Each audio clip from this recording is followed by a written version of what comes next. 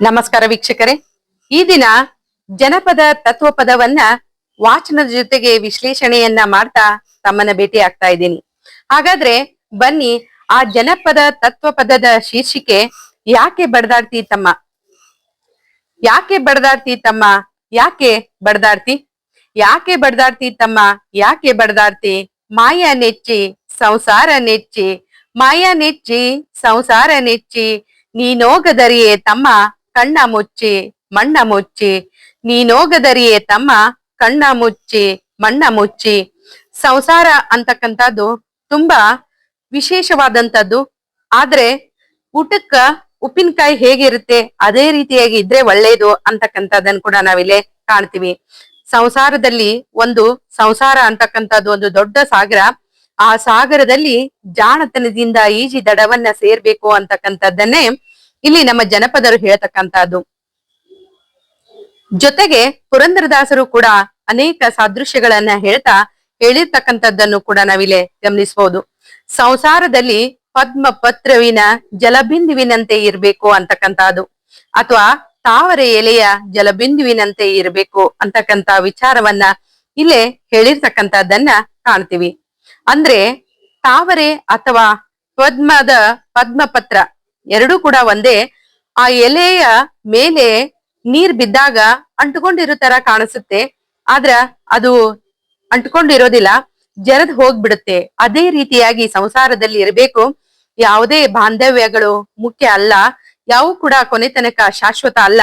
ನಮಗ್ ನಾವೇ ಶಾಶ್ವತ, ಜೊತೆಗೆ ಮುಕ್ತಿ ಸಾಧನೆ ಮುಖ್ಯ. ದೇವರನ್ನು ಕೂಡ ಪ್ರಾರ್ಥನೆ ಮಾಡ್ಬೇಕು ಅಂತಕ್ಕಂಥದ್ದೇ ಜನಪದರು ಇಲ್ಲೇ ಹೇಳಿರ್ತಕ್ಕಂಥದ್ದನ್ನ ಕಾಣ್ತೀವಿ. ಹಾಗಾದ್ರೆ ಮುಂದಿನ ಒಂದು ಸಾಲುಗಳಲ್ಲಿ ಯಾವ ರೀತಿಯಾಗಿ ತಮ್ಮ ವಿಚಾರಗಳನ್ನ ಅಭಿವ್ಯಕ್ತ ಪಡಿಸಿದ್ದಾರೆ ಅನ್ನೋದನ್ನ ನೋಡೋಣ ಬನ್ನಿ. ಹೆಂಡ್ರು ಮಕ್ಕಳವ್ರು ತಮ್ಮ ಎಲ್ಲಿ ತನಕ, ಹೆಂಡ್ರು ಮಕ್ಕಳವ್ರು ತಮ್ಮ ಎಲ್ಲಿ ತನಕ, ಇದ್ರೆ ತಿಂಬೋ ತನಕ, ಇದ್ರೆ ತಿಂಬೋ ತನಕ, ಸತ್ತಾಗ ಬರುವರು ತಮ್ಮ, ಸತ್ತಾಗ ಬರುವರು ತಮ್ಮ ಕುಣಿತನಕ, ಮಣ್ಣು ಮುಚ್ಚೋ ತನಕ, ಮಣ್ಣು ಮುಚ್ಚೋ ತನಕ, ಯಾಕೆ ಬಡದಾಡ್ತಿ ತಮ್ಮ, ಯಾಕೆ ಬಡದಾಡ್ತಿ, ಮೈಯ ನೆಚ್ಚಿ ಸಂಸಾರ ನೆಚ್ಚಿ. ಎಷ್ಟೊಂದು ಸುಂದರವಾದಂತಹ ಸಾಲುಗಳನ್ನು ಹೇಳಿದ್ದಾರೆ. ಹೆಂಡತಿ ಮಕ್ಕಳು ಎಲ್ರು ಕೂಡ ಸಂಸಾರದಲ್ಲಿ ಇರ್ತಕ್ಕಂಥದ್ದು. ಆದ್ರೆ ಅವ್ರು ಎಲ್ಲಿ ತನಕ ಅಂದ್ರ ತಿಂಬೋ ತನಕ, ತಿನ್ನೋ ತನಕ ಅಷ್ಟ, ಬಾಳ ಅಂದ್ರ ಕುಣಿ ತನಕ ಬರ್ತಾರ, ಜೊತೆಗೆ ಬರೋದಕ್ಕೆ ಸಾಧ್ಯನೇ ಇಲ್ಲ. ಇದೇ ಜೀವನ ಅಂತಕ್ಕಂಥದ್ದು. ಅದಕ್ಕಾಗಿ ಈ ಸಂಸಾರದಲ್ಲಿ ಬಿದ್ದಾಗ ಮನುಷ್ಯ ತನ್ನನ್ನು ತಾನು ಮರೆತು ಬಿಡ್ತಾನೆ. ತನ್ನನ್ನು ತಾನು ಮರೆತು ಮೋಹ ಮದ ಮತ್ಸರ ವ್ಯಾಮೋಹ ಇವೆಲ್ಲವುಗಳು ಕೂಡ ಅತಿಯಾಗಿ ತಾನು ಏನ್ ಮಾಡ್ಬೇಕು ಅನ್ನೋದನ್ನ ಮರೆತು ಬಿಡ್ತಾನೆ. ಅದಕ್ಕಾಗಿ ಇಂಥ ಸಂಬಂಧಗಳಿಗಿಂತ ಸ್ವಲ್ಪ ದೂರ ಇರ್ರಿ ಅಂತಕ್ಕಂಥದ್ದು. ಸಂಸಾರದಲ್ಲಿ ಇದ್ರೂ ಕೂಡ ಇರದ ಹಾಗೆ ಜೀವನವನ್ನ ನಡೆಸಬೇಕು ಅಂತಕ್ಕಂಥದ್ದು ಜನಪದರು ಹೇಳ್ತಕ್ಕಂಥದ್ದನ್ನ ಕಾಣ್ತೀವಿ. ಹಾಗಾದ್ರೆ ಮತ್ತೆ ಮುಂದಿನ ಸಾಲುಗಳಲ್ಲಿ ಏನ್ ಹೇಳ್ತಾರೆ ಅನ್ನೋದನ್ನ ನೋಡೋಣ ಬನ್ನಿ. ಅಣ್ಣ ತಮ್ಮ ಅಕ್ಕ ತಂಗಿ ಎಲ್ಲಿ ತನಕ ಬದುಕಿ ಬೆಳೆಯೋ ತನಕ, ಅಣ್ಣ ತಮ್ಮ ಅಕ್ಕ ತಂಗಿ ಎಲ್ಲಿ ತನಕ ಬದುಕಿ ಬೆಳೆಯೋ ತನಕ, ಸತ್ತಾಗ ಬರುವರು ತಮ್ಮ ಕುಣಿತನಕ, ಮಣ್ಣು ಮುಚ್ಚೋ ತನಕ, ಸತ್ತಾಗ ಬರುವರು ತಮ್ಮ ಕುಣಿತನಕ, ಮಣ್ಣು ಮುಚ್ಚೋ ತನಕ, ಯಾಕೆ ಬಡದಾಡ್ತಿ ತಮ್ಮ, ಯಾಕೆ ಬಡದಾಡ್ತಿ ತಮ್ಮ, ಮಾಯ ನೆಚ್ಚಿ ಸಂಸಾರ ಮೆಚ್ಚಿ. ಇಲ್ಲಿಯೂ ಕೂಡ ಅಣ್ಣ ತಮ್ಮ ಅಕ್ಕ ತಂಗಿ ಎಲ್ಲ ಬಾಂಧವ್ಯಗಳು ಕೂಡ ಸಂಸಾರದಲ್ಲಿ ಇರ್ತಕ್ಕಂಥದ್ದೇ.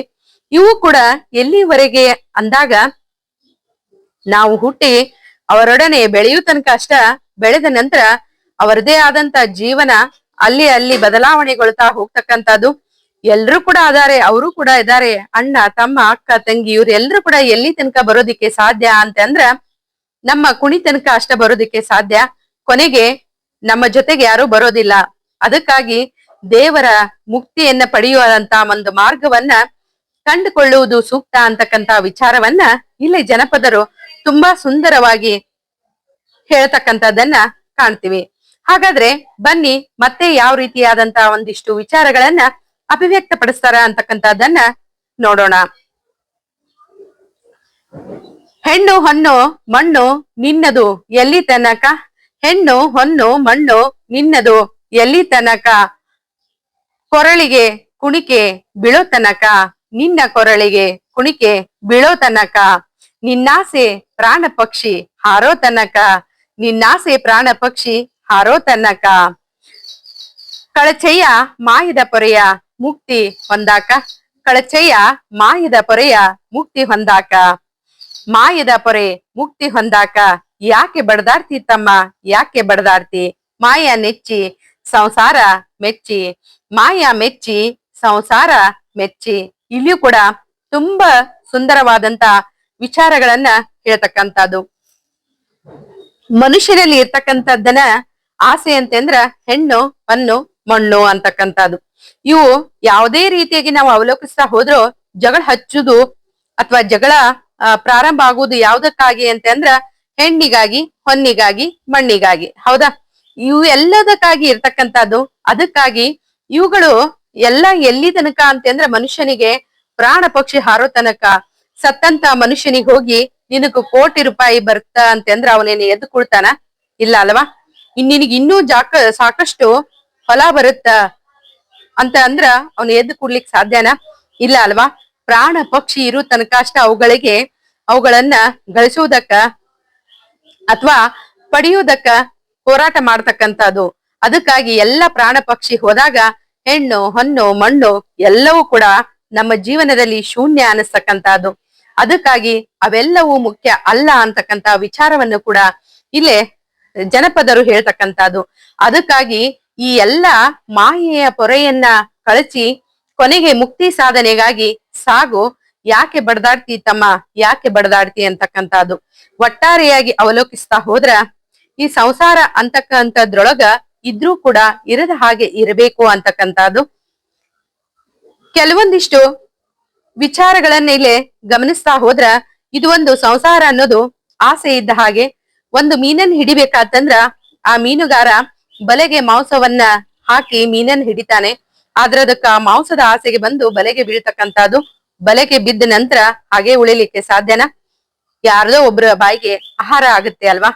ಅದಕ್ಕಾಗಿ ಸಂಸಾರನು ಕೂಡ ಅದೇ ರೀತಿಯಾಗಿ ಆಸೆಯಿಂದ ಬೆನ್ ಹತ್ತಿ ಒಂದು ಪಡೆಯುವುದ್ರೊಳಗ ಮತ್ತೊಂದರ ಆಸೆ, ಮತ್ತೊಂದು ಪಡೆಯುವುದ್ರೊಳಗೆ ಮಗದೊಂದ್ರ ಆಸೆ. ಹೀಗೆ ಆಸೆಗಳ ಸಂತೆ ಹೆಚ್ಚುತ್ತಾನೆ ಹೋಗುತ್ತೆ. ಈ ಆಸೆಗಳ ಹಿಂದೆ ಹೋಗ್ತಾ ಹೋಗ್ತಾ ನಮ್ಮತನವನ್ನ ಕಳ್ಕೊಂಡ್ ಬಿಡ್ತೀವಿ.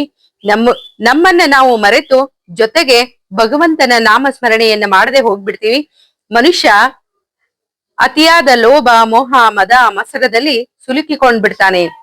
ಅದಕ್ಕಾಗಿ ಅಂತ ಒಂದಿಷ್ಟು ವಿಚಾರಗಳಿಂದ ದೂರ ಇರ್ಬೇಕಾತಂದ್ರ ಅಂತ ಮಾಯದ ಪೊರೆ ಸಂಸಾರ ಅಂತಕ್ಕಂಥದ್ದು ಗಂಡ ಹೆಂಡತಿ ಮಕ್ಕಳು ತಂದೆ ತಾಯಿ ಬಂಧು ಬಳಗ ಇವೆಲ್ಲವುಗಳು ಇದ್ದೇ ಇರ್ತವೆ. ಆದ್ರ ಅವುಗಳಿಗೆ ಎಷ್ಟು ಪ್ರಾಧಾನ್ಯತೆಯನ್ನು ಕೊಡ್ಬೇಕೋ ಅಷ್ಟೇ ಪ್ರಾಧಾನ್ಯತೆಯನ್ನ ಕೊಟ್ಟು ದೇವರ ಒಂದು ನಾಮಸ್ಮರಣೆಯನ್ನ ಮಾಡ್ತಾ ಒಳ್ಳೆ ಸತ್ಕಾರ್ಯಗಳನ್ನ ಮಾಡ್ತಾ ಹೋಗ್ಬೇಕು ಅಂತಕ್ಕಂತ ವಿಚಾರಗಳನ್ನ ಇಲ್ಲಿ ಜನಪದರು ಹೇಳ್ತಕ್ಕಂಥದ್ದು. ಅದಕ್ಕಾಗಿ ಯಾವುದೂ ಶಾಶ್ವತ ಅಲ್ಲ.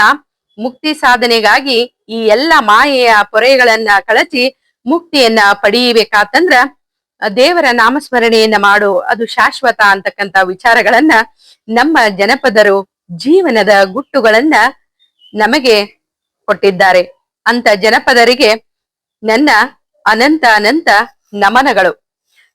ಕನ್ನಡ ಸಾಹಿತ್ಯದ ಕೆಲವೊಂದಿಷ್ಟು ಮಜಲುಗಳನ್ನ ಅನಾವರಣಗೊಳಿಸ್ತಾ ಮತ್ತೆ ತಮ್ಮೊಂದಿಗೆ ಸಂಧಿಸ್ತೀನಿ. ಧನ್ಯವಾದಗಳು.